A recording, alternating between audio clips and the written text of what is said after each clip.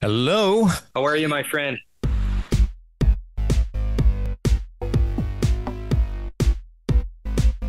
White. We have all white backgrounds. Too bad it's not green. I could put in anything I wanted behind You you. could, I know.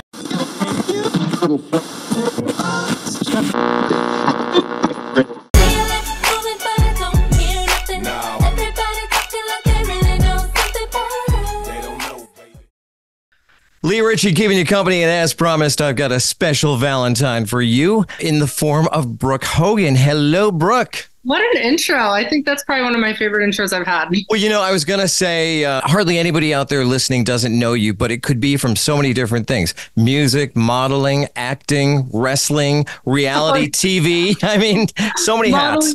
Modeling back in the day when I would be considered a plus size model, they're like, you're a size 9? You're that. Well, we're talking to you because you've got a brand new song out, which I'm really digging up here in New York. It's called Boomerang. Yeah, Boomerang. It's so funny because we were talking a little bit before we actually started recording, and I just have been sitting on so much music. I lived in Nashville. Well, still, I frequent it. I go back and forth now. Sure. The weather was a little bit testy, so I was like, I need that Florida sunshine pretty consistently. Otherwise, I get seasonal. Hey, I'm in New York, so okay, I feel your pain. Yeah, you get it. Yeah. But I lived hardcore in Nashville. Sorry, my eyelash extensions are getting me. I lived in Nashville for about 12 years, like solid. And as you can imagine, loving music, you write a lot. Yeah. Whether that's that people are like, oh, wow, she's actually a good songwriter, or they just want to say, oh, I wrote with Brooke Hogan. I got to write with a lot of really great songwriters. And when you do that, you kind of work your way up the ladder as you prove yourself, because Nashville, it's not one of those towns where you can just kind of come in with daddy's money or, fame Oh, sure. or whatever. Yeah. It's kind of like they don't like that. They're like, oh, no. You have to prove yourself. So, I made a lot of traction there. Pretty much know everybody in town at this point. But, just as I got older, the desire to like really push stuff hardcore, kind of lessened a little bit, and other facets of life got important. But music is still a really big part of me. So I was like, you know what? I'm sitting on honestly hundreds of songs that have been all recorded and produced and mastered. And I'm just going to start kind of slowly letting them go, because there is a fan base there. Oh my gosh, there is. They're loyal. Exactly. I think the first time I talked to you was about 2015, which sounds about right when I Want to Be Your Girlfriend came out. Yeah. Which I thought was a pretty awesome song right then. I thought that would be your breakthrough single for country.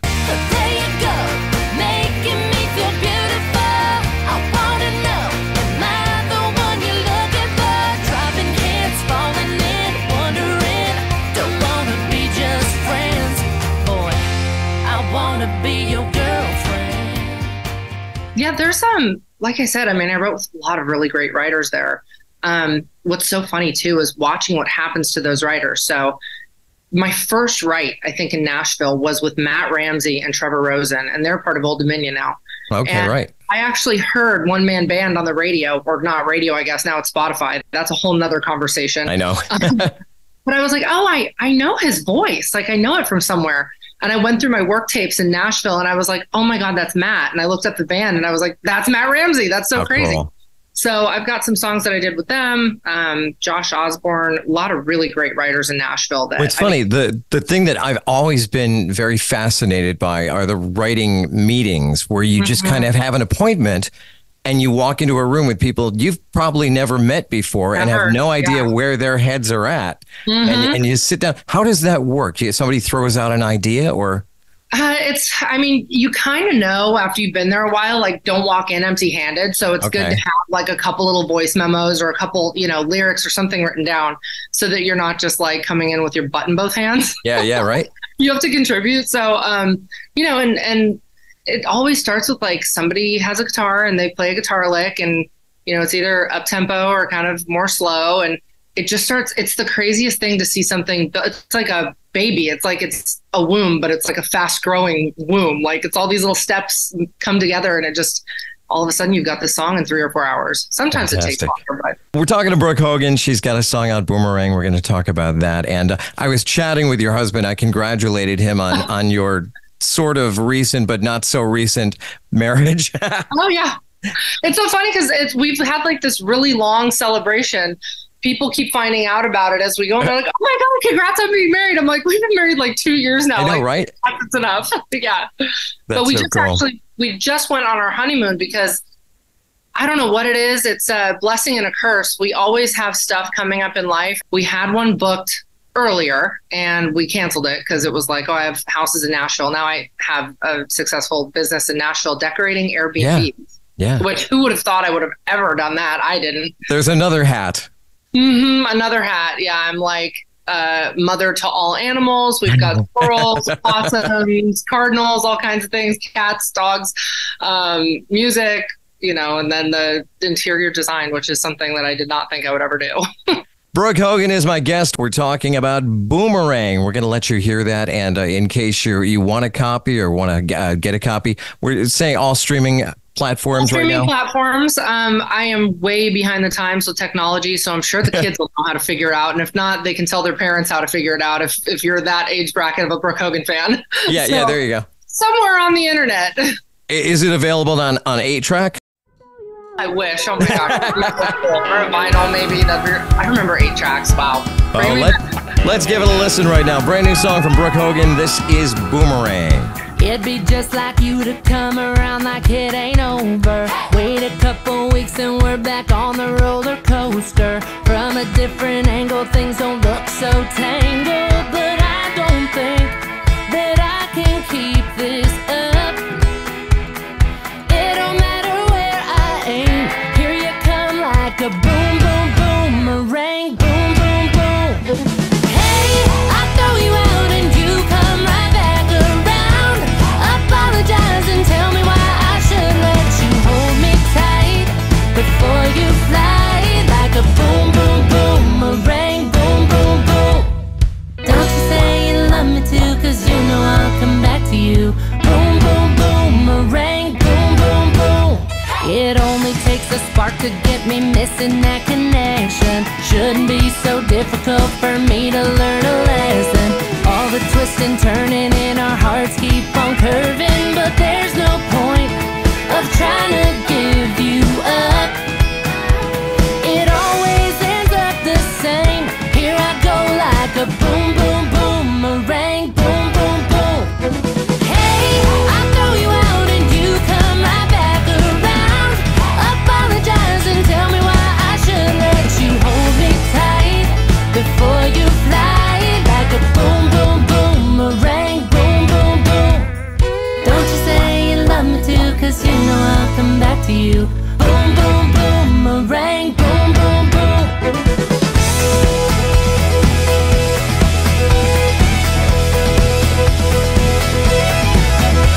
I don't wanna lose you, but I've gotten used to you hanging around. And I try to let go, and each time I almost do. Hey, I throw you out, then you come right back around. Apologize and tell me why I should let you hold me tight before you fly like a boom, boom, boom. Stay just long enough to wind me up, get back in love. I circle around, yeah, I know how to play my part and make your heart go boom, boom, boomerang. Boom, boom, boom. Don't you say you love me too, cause you know I'll come back to you. Boom, boom, boomerang. Boom, boom, boom. That is Brooke Hogan and Boomerang. Brooke, well done. I'm so happy that you chose to dust that off and get it out so people can hear it. Yeah, Boomerang is fun. So we did the songs in kind of like a set. So we had, let me see, we released Love People. We released Don't Know It Yet. Those are kind of like mid-tempos. Yeah. And I think really great songs. But Boomerang, everybody that heard it in the studio and stuff, they're like, this is the song. Kids are going to be making TikToks to it. And I'm like, I don't really care what happens to the song. I just want it to do well. And people that do hear it like it, like we were talking about. It's a great song. I mean, I can envision line dancing and all that whole thing. Yes, exactly. We had one of our friends' kids over here, and she already had a dance going to it. So I'm like, oh, the nice. kids do like. Yeah, I'm not a lyric guy, but I try to listen to it, and it's basically about a guy that you just can't get rid of. every relationship I've been in, every relationship I've been in besides my husband. So yeah, it's like that kind of just, oh my gosh, he's kind of a POS, but like, I guess I'll take him back. But then it's like, here we go again. And so you're like, fine, I'm done. Don't call me. Block it. Like, it's over. So boom, boom, boomerang. Very good. Now, is that, I know you said you've got hundreds of songs that haven't seen the light of day yet. I do. Yeah. What's your game plan? Well, first of all, it's getting them off the old prehistoric MacBook Pro that I had 15 years ago. But most of them, believe it or not, have been mastered. A lot I did in Miami. I'm kind of, it's crazy. I always talk about this. I'm like, I needed this time in music about 10 or 15 years ago, because now people can really do anything. It's like, in Nashville isn't only country either. So, oh my gosh, yeah. Kids and people are listening to all genres of music. And, you know, I did the R&B thing for a while. I've done some pop. I've written for other people. Nashville, when you're there, that's just what happens majority of the time, because you've got a guitar in the room. So everything is going to be guitar driven. Now, your first single back in 2004, Everything to Me, which is absolutely beautiful. I love that song. Thank you. I do too, actually. I'm everything you want, everything you need, every little part of you is a part of me. I'm everything you know, I'm everywhere you go, and I hope that you see that you're everything to me.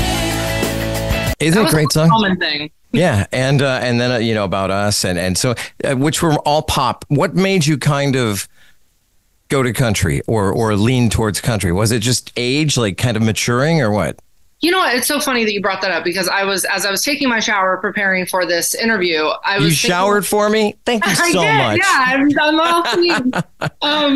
It's funny because I was watching the Super Bowl, and I saw and not to hate on her, I saw Taylor Swift chugging the beer, and I thought about, you know, my music. Like back then when I was 18, I wanted to sing sexy stuff and I wanted to be cool. And as you get older, even though Steve and I don't have kids, you know, we're thinking about it, and you start thinking like, wow, you know, the kids love her and they're watching this. And it's, you know, how many kids were at Super Bowl parties, you know, that want to be like her. You know, it's like you kind of start thinking more about the influences that you have on people and the energy and the messages that you're putting out, you know, and we're God lovers over here. And just when you get closer to God and you get deeper in your faith, you start really realizing that you have to start kind of gearing yourself more towards what glorifies him and what's the better route to go. So I kind of dropped the stuff that was a little bit promiscuous.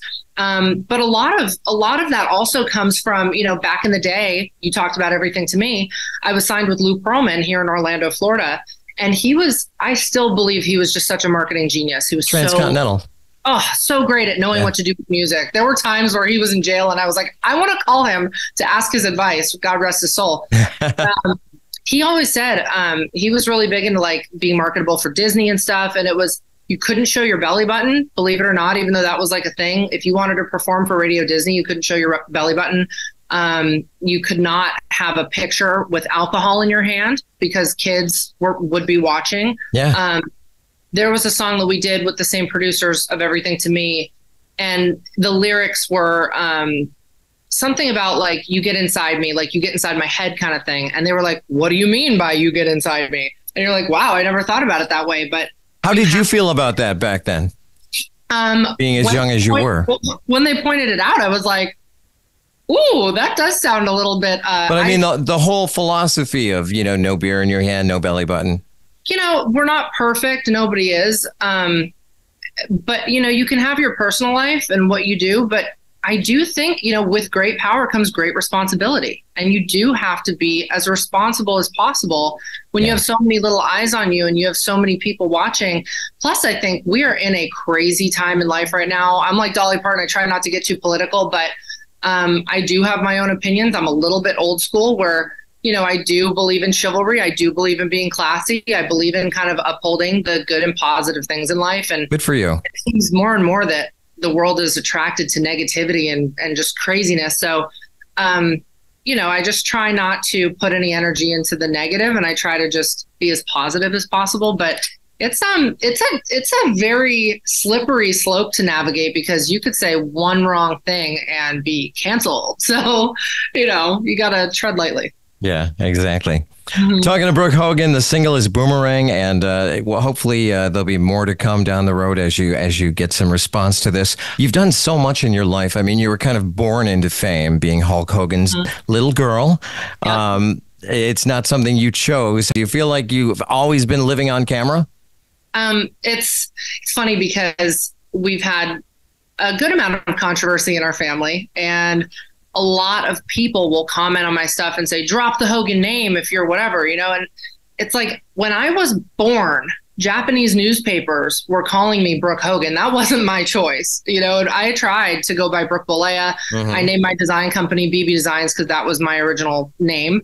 I joke sometimes because there is a real Brooke Hogan in Australia. She's a gorgeous model. Her real name is Brooke Hogan. And my friend Ashley Ashley from Brooke Knows Best works with me at my design company now. Yeah. And she's always joking. She's like, we're sitting here lugging boxes. Meanwhile, model Brooke Hogan in Australia is drinking Veuve Clicquot and freaking riding on a yacht. But it's any help that I did have from my parents came at almost a greater cost. To the point where I had to kind of dip out of the fame and the whole thing because I just couldn't stand how convoluted things were and how evil things were. So I chose living a normal life. I waited tables when times got desperate, and I pulled myself out of the hole and did my design company all on my own. And I will say I love making an honest living. That's not to say I didn't work my ass off with music. I worked it to the bone. So, I mean, it's been quite a journey, but I've been, very blessed with great friendships and people around me. So good deal. It's been a double-edged sword for sure. And I would say, unfortunately, more hurtful than helpful. Brooke Hogan has been our guest, and happy Valentine's Day to you. You too. And we wish you nothing but the best. If you get up to New York, please stop by. Doors always open. I do love New York, especially upstate New York. And apparently my husband knows about this barbecue dinosaur grill. We'll take you to Dinosaur Barbecue. Best ribs in town. I love it. Lee, thank you so much for reaching out. I really appreciate that you have kept your finger on the pulse with my music, because I was just going to release it for the hell of it and be like, whoever catches it, catches it. Well, a lot of the best music never gets on the radio, unfortunately. It's just the way it is. Just to add one more thing to that Nashville thing, there's so much talent in that town that, you could say, I mean, I've written hundreds of times and I have so many songs and this and that, and I could be sour about it, like, I haven't made it yet. But when you see the talent that's in that town, you almost look at what is on quote unquote the radio or on streaming, and you're like, how is this on the radio? And all of these people that I'm seeing play live in Nashville aren't. It's just so crazy. The world is full of so much talent, and you only see like a millionth of it. Yeah, no, it's crazy. I think thanks to people like you, people can hear some different stuff. Well, there you go. Keep it where you've got it. More music on the way. Thank you, Brooke. Thank you so much, Lee. Seriously. So nice. Why do people have to love people, turn and leave and hurt people, making promises not to keep them? Is it really